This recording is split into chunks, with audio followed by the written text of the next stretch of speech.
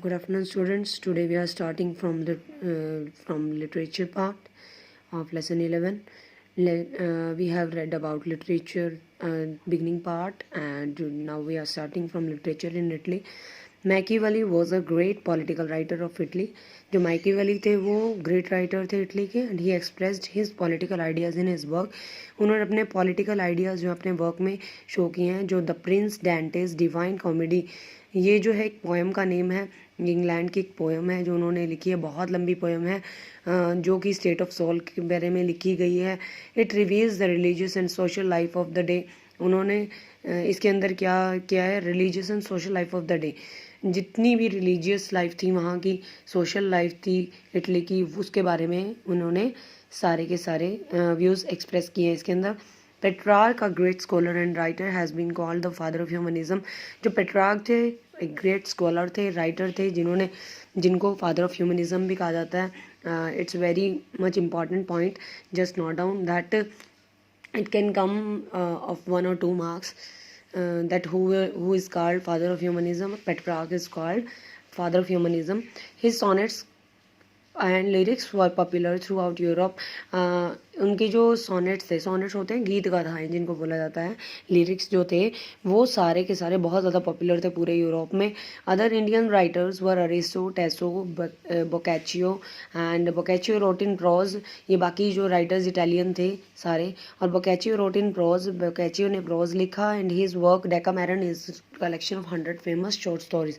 और उनकी जो डेकामेरन थी, एक बुक लिखी थी उन्होंने जिसके अंदर 100 फेमस शॉर्ट स्टोरीज जो है उन्होंने लिखी थी. Next we have the literature in England. First of all literature is had become popular in Italy, and after that in England produced a number of writers, poet and dramatists. England में भी जो है बहुत सारे writers, poets and dramatist आए थे जिनकी बहुत ज़्यादा रेपुटेशन थी. Geoffrey Chaucer heralded the renaissance literature in England.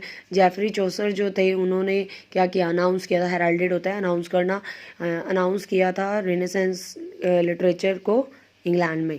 He is regarded as father of English poetry, and इसको इंग्लिश पोइट्री के फादर भी बोला जाता था. It's also important, just mark it. The Canterbury Tales is his outstanding work. जो Canterbury Tales थी उसका बहुत ज़्यादा आउटस्टैंडिंग वर्क था. Thomas More wrote Utopia, describing an imaginary island in America. अच्छा, और थॉमस जो थे उन्होंने क्या लिखा था, उटोपिया होता है बेटा कि लाइक ऐसे स्टेट के बारे में लिखना जहाँ पर जो हाई क्लास पीपल होते हैं वो लो क्लास पीपल को एक्सप्लॉइट नहीं करते हैं, जहाँ पे सबका स्टेटस सेम होता है. तो उसके बारे में डिस्क्राइब किया था. एक अमेरिका का एक आइलैंड था, उसके बारे में उन्होंने डिस्क्राइब किया था अपने लिटरेचर पार्ट में. Where the rich didn't exploit the poor, जहाँ पर रिच जो पर्सन थे वो एक्सप्लॉइट नहीं करते थे पुअर पर्सनस को. There the society had no blind faith, और जहाँ पे सोसाइटी में बहुत अंधविश्वास नहीं था. And it didn't believe in useless wars, और ना ही वहाँ पर मतलब वेस्टेज ऑफ टाइम करते थे. किसकी वजह से, वॉर्स की वजह से. ठीक है, वॉर्स करने में नहीं करते थे waste. Other famous English writers in this period were the Francis Bacon. और इंग्लिश राइटर और भी आए थे जो फेमस थे इस टाइम पे. फ्रांसिस बैकन थे, William Shakespeare, Ben Jonson, Marlowe, ये सब जो थे तब के टाइम में इंग्लिश राइटर्स आए थे, बहुत ज़्यादा फेमस थे. एंड शेक्सपियर का तो नाम आपने सुना ही है. Next we have Francis Bacon was a famous essay writer. जो फ्रांसिस बैकन थे वो ऐसे राइटर थे. Shakespeare, Ben Jonson, Marlowe were well known dramatist, और ये जो दोनों थे वो ड्रामाटिस्ट थे, मीन्स उन्होंने नाटक लिखा था. Paradise lost is an immortal work of Milton. और पैराडाइज लोस्ट जो थी वो मिल्टन का सबसे अमर रहने वाला, मतलब कभी ना ख़त्म होने वाला वर्क था, अभी भी अमर है. ठीक है. Edmund Spenser road the poem fairy queen. Edmund Spenser ने जो है फेयरी क्वीन जो है पोएम लिखी थी. Next we have the William Shakespeare. He was an English poet, playwright and actor. वो इंग्लिश पोइट थे, प्ले राइट थे एंड एक्टर भी थे. Who is widely regarded as the greatest writer in the English language. और जिनको बहुत ज़्यादा widely क्या माना जाता था, ग्रेटेस्ट राइटर माना जाता है इंग्लिश लैंग्वेज का. And the words preeminent dramatist और बहुत ज़्यादा वर्ड का प्रीमिनेंट होता है स्पेशल, ठीक है, एक स्पेशल ड्रामाटिस्ट कहते थे उन्हें। He is often called English national poet, और इंग्लिश के नेशनल पोइट भी कहा जाता है उनको, and the bard of Avon, और एवॉन के पोइट बोला जाता है उन्हें। Bard means also poet. He wrote 38 plays, उन्होंने 38 प्लेज लिखे थे, 154 सोनेट्स लिखे थे, 2 लॉन्ग नरेटिव पोएम्स, 2 बड़ी बड़ी जो है नरेटिव पोएम्स भी लिखी थी, and a few other versus, और बहुत सारी और भी पोएम्स लिखी थी। Versus means poems. With the exception of Romeo and Juliet, Shakespeare's first play were mostly historical dramas like Richard II, Henry VI and Henry V।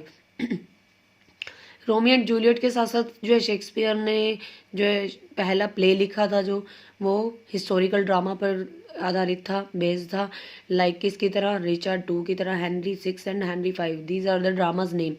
He also wrote several comedies during his early period, और उन्होंने बहुत सारी comedies drama भी लिखे थे अपने early period में। A midsummer night's dream, much ado about nothing, ये सारे ड्रामास के नेम थे उनके। As you like it and twelfth night, these dramas had been written by Shakespeare. It was only after 1600 that he wrote tragedies like Hamlet, King Lear, Othello and Macbeth। और ये 1600 की बाईडी की बात है जब उन्होंने ट्रेजेडीज लिखी थी। ट्रेजेडीज होती हैं बेटा कि ऐसी मतलब ऐसी कहानियाँ लिखना जिसके अंदर कोई ना कोई इवेंट, कोई ना कोई इंसिडेंट हुआ हो, ट्रेजेडी हुई हो, तो वो उन्होंने लिखी थी। उनके नेम थे Hamlet, King Lear, Othello and Macbeth थे। Shakespeare's work transcends culture and history, जो शेक्सपियर का वर्क था वो बिल्कुल कल्चर के और हिस्ट्री के बिल्कुल बियॉन्ड था, पार था। He appeals to emotions and thoughts that are part of eternal human nature. उन्होंने क्या किया, ये appeals to emotions and thoughts, उन्होंने अपील की किसकी तरफ, लोगों के इमोशंस और थॉट्स को जो एक्सप्रेस किया, that are a part of eternal human nature, जो कि ह्यूमन नेचर का इटर्नल पार्ट है, and therefore have a universal appeal, उन्होंने पूरे यूनिवर्सल को की अपील की है अपने लिटरेचर पार्ट में। And next one we will read about science. Let's read the renaissance mark the beginning of modern science. Renaissance जो है वो मार्क है किसका, मॉडर्न साइंस की स्टार्टिंग का। Earlier it was held that all views even on science are to be supported by the authority of scriptures. जितने ये जो है पहले क्या था, it was held that all views even on science are to be supported by the authority of scriptures, कि जितने भी पहले साइंस से रिलेटेड काम होते थे, व्यूज थे, वो किसके द्वारा दिए जाते थे, स्क्रिप्चर्स होते हैं शास्त्रों के द्वारा, ठीक है, धर्मशास्त्रों के द्वारा जो है उनके अधिकारियों के द्वारा दिए जाते थे। However, the scientists of period believed that all views on science should be based on observation, experimentation। और जबकि जो साइंटिस्ट हैं इस पीरियड के, जो रेनेसेंस के टाइम के, वो ये बिलीव करते थे कि जितने भी व्यूज़ हैं साइंस पे वो किसके ऊपर बेस्ड हों, ऑब्जर्वेशन के ऊपर और एक्सपेरिमेंट के ऊपर। The method of inquiry, questioning, observation and experimentation are used even today in scientific investigation. और आज भी जो है वो क्या है, जो साइंटिफिक मेथड जो है यही यूज़ किए जाते हैं कि inquiry, questioning, observation and experimentation जो है ये मेथड सब साइंटिफिक इन्वेस्टिगेशन में यूज़ किए जाते हैं। Next scientists who had come in the Renaissance age, Nicholas Copernicus, first one was that he was a mathematician and astronomer। वो mathematician थे, astronomer भी थे, यानी खगोल वैज्ञानिक थे। who formulated a model of universe, उन्होंने एक मॉडल बनाया था that placed यूनिवर्स का, पूरे ब्रह्मांड का, that place the sun rather than the earth at the centre of the universe. और उन्होंने जो मॉडल बनाया था उसके अंदर क्या किया, जो अर्थ का पार्ट है उसको मिडल में न रखते हुए सन को मिडल में रखा। The publication of this model is in his book De Revolutionibus Orbium Coelestium. ये जो है इस मॉडल को निकोलस कोपर्निकस ने अपनी एक बुक में जो है पब्लिश किया था। द रेवोल्यूशन ऑर्बियम सेलेटियम जो है इनकी बुक का नाम है। Just before his death in 1543 में, उसकी डेथ से पहले जो है इन्होंने अपने मॉडल की पब्लिशमेंट की थी, किसमें, अपनी बुक में। Is regarded as a major event in history of science, और इसको एक बहुत ज़्यादा मेजर यानी मुख्य इवेंट माना जाता है साइंस की हिस्ट्री में। ट्रिगरिंग द कोपर्निकन रिवोल्यूशन, और इसको क्या कहा जाता है, एक कोपर्निकल रिवोल्यूशन का कारण माना जाता है, ट्रिगरिंग होता है कॉज, ठीक है। Next, Copernicus based is heliocentric theory on following. जो कोपर्निकस बेस्ड जो थ्योरी थी सन से रिलेटेड, सूर्य से केंद्रित जो थी तो वो हेलिसेंट्रिक थ्योरी होता है कि सूर्य पे केंद्रित होना, ठीक है। तो वो क्या थी, let's read about it. There is no one centre of all celestial circles और सफियर्स, कि कोई भी सेंटर नहीं होता है पूरे आकाशीय जितना भी सर्कल होता है या क्षेत्र होता है उसका कोई भी सर्कल नहीं होता है। एंड सेंटर नहीं होता है। The centre of the earth is not the centre of universe, कि अर्थ का सेंटर जो है वो यूनिवर्स का सेंटर नहीं है, but only of gravity end of lunar sphere, लेकिन सिर्फ ग्रेविटी है और ल्यूनर स्फीयर मतलब चांद जो प्लैनेट है, ठीक है, मून प्लैनेट जो है वो है। All the spheres revolve about the sun, और जितने भी प्लैनेट्स हैं, स्फीयर्स यहाँ पर जो है क्षेत्र को नहीं लिए गए, इसको प्लैनेट बोला गया है यहाँ पे। जितने भी प्लैनेट्स हैं वो सन के चारों तरफ चक्कर लगाते हैं as their mid point, and therefore the sun is centre of universe. और इसलिए क्या है, सन जो है वो मिड पॉइंट है, यानी सेंटर पॉइंट है यूनिवर्स का।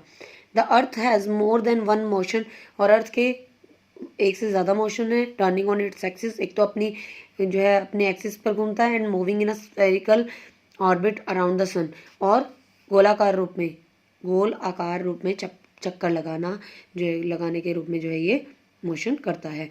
Letter on a German scientist John Kepler proved that the earth and other planets move round the sun not in a circle, कि बाद में एक जर्मन साइंटिस्ट जॉन केपलर आए थे, उन्होंने प्रूव करके दिखाया कि जो अर्थ है और बाकी जितने भी प्लैनेट्स हैं वो क्या है, सन के चारों तरफ चक्कर लगाते हैं, not in a circle, circle में नहीं but in a elliptical orbit, कि एक ओवल शेप में जो है चक्कर लगाते हैं, ना कि राउंड शेप में चक्कर लगाते हैं। Italian scientist Galileo invented the telescope, Italian scientist जो गैलीलियो थे उन्होंने टेलीस्कोप को इन्वेंट किया था। Sir Isaac Newton discover the law of gravitation, और इसाक न्यूटन जो थे उन्होंने लॉ ऑफ ग्रेविटेशन को जो है इन्वेंट किया था। Next, great discoveries were made in field of medical sciences, बहुत सारी डिस्कवरीज की गई थी मेडिकल साइंसेज के फील्ड में भी। Vesalius wrote a treatise on anatomy, और वेजेलियस ने क्या लिखा, ट्रिटाइज होता है कि एक ऐसे लिखना, एनाटॉमी की एक शारीरिक विज्ञान पे, ठीक है, मतलब बॉडी स्ट्रक्चर पे जो है उन्होंने एक ऐसे लिखा था, एक मतलब पैराग्राफ लिखा था। William Harvey an English physician discovered the circulation of blood from heart to all parts of body and back to heart, कि विलियम हार्वे जो इंग्लिश फिजिशियन थे उन्होंने ये डिस्कवर किया कि कैसे ब्लड सर्कुलेशन होता है एक ह्यूमन बॉडी में, ठीक है, कैसे हार्ट से बाकी पार्ट्स में जाता है और बाकी पार्ट से हार्ट में वापस आता है। Next, Paracelsus proved close connection between medicine and chemistry, Paracelsus जो थे वो एक स्विस फिजिशियन हुआ करते थे, उन्होंने ये प्रूव करके दिखाया कि मेडिसिन और केमिस्ट्री का कैसे जो है कनेक्शन है। And cords prepared ether from alcohol and sulphuric acid, जो कॉर्डस थे उन्होंने क्या बनाया, ईथर होता है कि एक फ्लेमेबल प्रोडक्ट बना देना, कि जो जल्दी से जल जाए, ज्वलनशील पदार्थ जिसको बोलते हैं एकदम जलने वाला, ठीक है, ऐसा लिक्विड बनाया था उन्होंने अल्कोहल से एंड सल्फ्यूरिक एसिड से। Helmont discovered carbon dioxide, Helmont ने जो है कार्बन डाइऑक्साइड को डिस्कवर किया था। अरब्स गेव अलजेब्रा, अरब्स ने अलजेब्रा दिया। न्यूमरल्स टू द वेस्ट, और नंबर सिस्टम दिया था वेस्ट को। Modern geometry was made systematic by Desargues, ठीक है, डिसआर्ग्यूज के द्वारा जो है ज्योमेट्री सिस्टम जो है वो डिस्कवर किया गया था। Stevin advocated decimal system of coin weight and measures, और स्टेविन ने क्या किया, डेसिमल सिस्टम कॉइन को डेसिमल सिस्टम में कैसे शो कर सकते हैं, वेट को, और मेजर्स कैसे उनकी मेजरमेंट कैसे कर सकते हैं, इस चीज़ की उन्होंने डिस्कवरी की थी। Next we have the consequences of the renaissance, कि उनके जो रेनेसेंस की प्रोसेस हुई थी इन द मॉडर्न एज, तो उसके क्या रिजल्ट्स आए थे। रिजल्ट्स आपको पहले ही बता दिया है कि उससे क्या हुआ था। एक तो ह्यूमनिज्म बेस्ड थी, ह्यूमनिज्म की बहुत ज़्यादा ह्यूमन बीइंग को ज़्यादा प्रेफरेंस दी जाने लगी थी। साइंटिफिक आउटलुक जो है वो डेवलप हो गया था, और क्या हुआ था कि फॉर्म ऑफ गवर्नमेंट जो थी वो भी बहुत ज़्यादा अच्छी हो गई थी उस टाइम पे, और आर्ट का डेवलपमेंट हुआ था, साइंस का डेवलपमेंट हुआ था, एंड एक नेशन स्टेट जो है, नेशनल स्टेट बन गया था और उसकी प्रोग्रेस हुई थी। एंड जितना भी वहाँ पे जैसे इटली में तुर्क्स ने जैसे कैप्चर कर लिया था, तो न्यू न्यू रूट्स जो हैं वो बनने लगे थे, और बाहर के जितने भी कंट्रीज थे उनके साथ बहुत ज़्यादा ट्रेडिंग एक्सपैंड हो गई थी। Now let's read led to reformation movement in Europe. Renaissance paved way for reformation in England and in Europe. Renaissance जो है वो इंग्लैंड में रिफॉर्मेशन लाया था, और यूरोप में people started viewing everything by questioning, observation, experimentation. सारे जितने भी लोग थे वो क्वेश्चनिंग, ऑब्जर्वेशन और एक्सपेरिमेंट के बेस पर जो है अपना मतलब नज़रिया रखने लगे थे। They became critical of the ritual practise by church, और वो क्या हो गए थे, they became critical of the rituals practise by the church, और चर्च के द्वारा जो यूज़ की जाने वाली प्रैक्टाइज मतलब जो पॉलिसीज या जो नीतियाँ यूज़ की जाती थी उनसे क्या हुआ था, वो बहुत ज़्यादा उनके जो अनुष्ठान थे वो क्रिटिकल कंडीशन में पहुंच गए थे। And insisted on the reform of church, और उन्होंने लोगों ने क्या जोर डाला कि चर्च की जो रिफॉर्मेशन की जानी, इनके जो पॉलिटिकल सिस्टम था उसमें इम्प्रूवमेंट लाई जानी चाहिए। This led to division of church into 2 sects, और ये हम नेक्स्ट जो है उसमें पढ़ेंगे कि इस तरह से क्या हुआ था जब रिफॉर्मेशन की प्रोसेस स्टार्ट हुई थी, तो चर्च का जो है डिस्ट्रीब्यूशन हो गया था, 2 पार्ट्स में डिवाइड हो गए थे। एक तो first one was the Catholic church and the second one was the Protestant church. जो कैथलिक चर्च थे उसमें क्या होता था कि पॉप्स को फॉलो किया जाता था बहुत ज़्यादा, और उसमें जैसे कि पॉप्स जो थे तब के टाइम में बहुत ज़्यादा अपना राज जमाते थे, तो इसी करके लोगों के अंदर जो है बहुत ज़्यादा डिससेटिस्फेक्शन हो गई थी, और उन्होंने उनका विरोध कर दिया था बहुत ज़्यादा। ठीक है, तो इस वजह से क्या हुआ, एक मार्टिन लूथर नाम के जो है रिफॉर्मर आए थे, उन्होंने इनके खिलाफ खड़े हो गए थे, चर्च जो पुराने चर्च थे, और फिर इनका डिवीज़न हुआ था चर्च का, एक तो कैथलिक में और प्रोटेस्टेंट में। कैथलिक चर्च जो थे वो किसको मानते थे, जो पॉप्स थे और प्रियस थे और क्लर्जी मैन थे, उनको मानने वाले थे। एंड प्रोटेस्टेंट जो थे वो सिर्फ गॉड में बिलीव करते थे, और मतलब बाइबल में बिलीव करना कि रियल स्टडी ऑफ गॉड में बिलीव करते थे। Next we have the development of humanism in the middle ages. The only study undertaken was that spiritually and theology. जो मिडल एजेस में क्या हुआ था, सिर्फ स्टडी जो है किसकी नहीं की जाती थी, स्पिरिचुअली और थियोलॉजी दोनों की जाती थी। ठीक है, they were more interested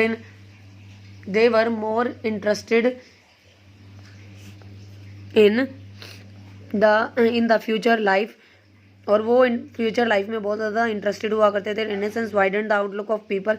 renaissance ने क्या किया, लोगों की जो आउटलुक थी उसको बहुत ज़्यादा वाइड कर दिया था। Created an interest in man, लोगों में इंटरेस्ट जो है वो अराउज किया था। His interest, his nature and his life in the his word. पूरे वर्ल्ड में जो है उन्होंने लोगों का इंटरेस्ट जो है बहुत ज़्यादा अराउज किया था, उनकी नेचर में भी चेंज लाए थे, उनकी लाइफ में भी चेंज लाए थे। It developed humanism and encourage the study of humanities. और इन्होंने क्या किया, ह्यूमनिज्म को बहुत ज़्यादा डेवलप किया था। मीन्स प्रेफरेंस ज़्यादा से ज़्यादा लोगों को दी, मतलब आदमी को दी जाने लगी थी, इंसान को दी जाने लगी थी, क्योंकि पहले के टाइम में इंसान को प्रेफरेंस नहीं होती थी, उनको बोलने का अधिकार नहीं होता था। बट इस टाइम पे रेनेसेंस के टाइम पे जो है ह्यूमनिज्म की बहुत ज़्यादा डेवलपमेंट हुई थी, लोगों को ज़्यादा से ज़्यादा प्रेफरेंस दी जाने लगी थी, और बहुत ज़्यादा उनको नॉलेज होने लगी थी। And encourage the study of humanities, और ह्यूमैनिटीज़ की स्टडी को भी बहुत ज़्यादा इनकरेज किया था। Development of science outlook. Renaissance contributed to the development of scientific attitude. Renaissance ने कंट्रीब्यूट किया किसमें, साइंटिफिक स्फीयर्स में भी, कि साइंटिफिक जो एटीट्यूड था वो भी बहुत ज़्यादा डेवलप हुआ था इस टाइम पे। Encourage the people to accept the things only if they appealed to reason, कि लोगों को एनकरेज किया कि तभी चीज़ों को एक्सेप्ट करें अगर उनको उस चीज़ का रीज़न पता हो, कि हर चीज़ में रीज़न पूछने लगे थे after renaissance process. This scientific outlook gave a setback to blind faith, कि इस साइंटिफिक आउटलुक ने क्या किया, स्टॉप कर दिया था ब्लाइंड फेथ को। ठीक है, एंड सेटबैक होता है स्टॉप करना। एंड एनकरेज न्यू डिस्कवरीज, और नई डिस्कवरीज को भी एनकरेज किया था। Invention which greatly contributed to progress of human civilization, और बहुत ज़्यादा ह्यूमन सिविलाइजेशन से रिलेटेड प्रोग्रेस में इसका कंट्रीब्यूशन जो है वो बहुत ज़्यादा, बहुत सारी डिस्कवरीज और इन्वेंशंस भी इस टाइम पर हुई थी साइंस स्फीयर में। Next we have the rise of monarchical form of government की बहुत ज़्यादा राजसी टाइप की गवर्नमेंट जो है बन गई थी। Renaissance provided great impetus to evolution of strong monarchical system of government in Europe. जो रेनेसेंस ने क्या प्रोवाइड कराया था, एक इम्पेटस होता है कि एक प्रेरणा देना, कि किस चीज़ की प्रेरणा दी, कि मोनार्चिकल सिस्टम ऑफ गवर्नमेंट बन जाए वहाँ पर यूरोप में। The decline of the authority of the church and the feudal system strengthened the desire of people to have peace, security and political stability। कि मिडिवल टाइम में क्या हुआ करता था कि पॉप्स का ही राज चलता था, जो हेड ऑफ द चर्च होते थे और प्रियस्ट होते थे वही अपना राज जमाते थे। बट आफ्टर रेनेसेंस एक राजा जो है वो अपने मतलब अपने हिसाब से चलाने लगा था पूरे के पूरे एरिया को।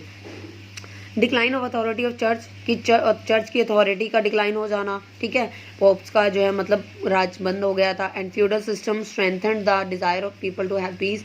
जो फ्यूडल सिस्टम था कि लाइक हाई क्लास पीपल जो थे वो पुअर पीपल को एक्सप्लॉइट करते थे, उनसे काम लेते थे, गलत बिहेव करते थे, तो वो भी स्टॉप हो गया था। इस चीज़ ने बहुत ज़्यादा स्ट्रेंथ दी थी किसकी, लोगों की डिज़ायर को पूरा करने में। उनको पीस मिल गया था, सिक्योरिटी मिली थी, पॉलिटिकल स्टेबिलिटी मिल गई थी। Thus they readily provided support to the king and enhance the power of monarchs. तो फिर वो तैयार रहते थे हमेशा अपना सपोर्ट प्रोवाइड करने के लिए राजाओं को, और मोनार्क्स की पावर को एनहेंस कर दिया था उस टाइम लोगों ने। Next we have the development of art. Renaissance led to new forms of painting, sculptures, architecture, music etcetera. जो रेनेसेंस थी उसके अंदर क्या है, नई नई पेंटिंग्स आई, मूर्तियाँ बनी, आर्किटेक्चर हुई, म्यूजिक भी आया। It thus rendered valuable service to the growth of fine art. इसी तरह से फाइन आर्ट को भी बहुत ज़्यादा ग्रोथ मिली थी इस टाइम पे। Rise of the middle class. In the middle edges feudal Lord controlled everything. जो फ्यूडल लॉर्ड हुआ करते थे, जो बड़े बड़े लोग होते थे, वो अपना कंट्रोल किया करते थे लोगों को। They had a greater part of territory of their country in their hands. और वो ज़्यादा हिस्सा जो होता था कंट्री का वो अपने हाथों में रखते थे। Consequently they had the leisure to enjoy the comforts and luxuries of life. और इसके बाद क्या हुआ कि परिणाम स्वरूप क्या मिला उनको, they had the leisure to enjoy the comforts and luxuries of life. इसलिए वो अपना जीवन जो है बहुत ज़्यादा मज़े से जीते थे जो राजा लोग होते थे। But new movement gave them a setback and their place. जो न्यू मूवमेंट चला था उसने स्टॉप कर दिया था और उनको लोगों को अपना स्थान जो है प्रोवाइड करा दिया था, ट्रेडर्स को भी, सोल्जर्स को भी, लॉयर्स को भी। And who belong to the middle class began to make rapid progress. जितने भी मिडिल क्लास के लोग थे उन्होंने बहुत ज़्यादा प्रोग्रेस कर ली थी। Next we have the rise and growth of nation states. Renaissance led to feelings of nationality and progress of national literature. Renaissance जो है वो किसकी तरफ ले गया था, नेशनैलिटी की फीलिंग्स ले आया था लोगों में वहाँ के, और नेशनल लिटरेचर भी जो है बहुत ज़्यादा प्रोग्रेस हुई थी उस टाइम पे। This in turn led to the rise and growth of nation state. एक नेशन स्टेट जो है तब उभर कर आया था बाहर। Next consequences of geographical exploration. Scientific invention enabled people to explore new routes and distant lands. जितने भी साइंटिफिक इन्वेंशन थे उन्होंने क्या किया, लोगों में नए लोगों को नए रूट्स, नए मतलब रास्ते ढूंढने के लिए जो है एनेबल बना दिया था। डिस्टेंट लैंड्स में जो है वो अपना ट्रेडिंग करने लगे थे।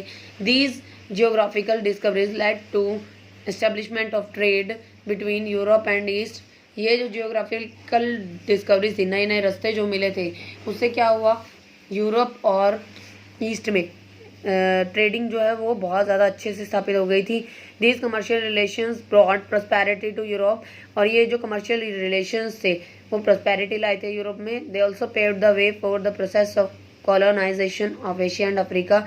और वो जो है कॉलोनाइजेशन की प्रोसेस तक ले गए थे, मतलब एशिया और अफ्रीका जो है बस गए थे इस टाइम पे, ठीक है, इस प्रोसेस से। European countries began to export the resources of their colonies in America. जो यूरोपियन कंट्रीज थी उन्होंने अपने रिसोर्सेज का एक्सपोर्ट करना स्टार्ट कर दिया था अमेरिका में, एशिया में, ठीक है, और अफ्रीका में अपनी पावर को इंक्रीज करने के लिए।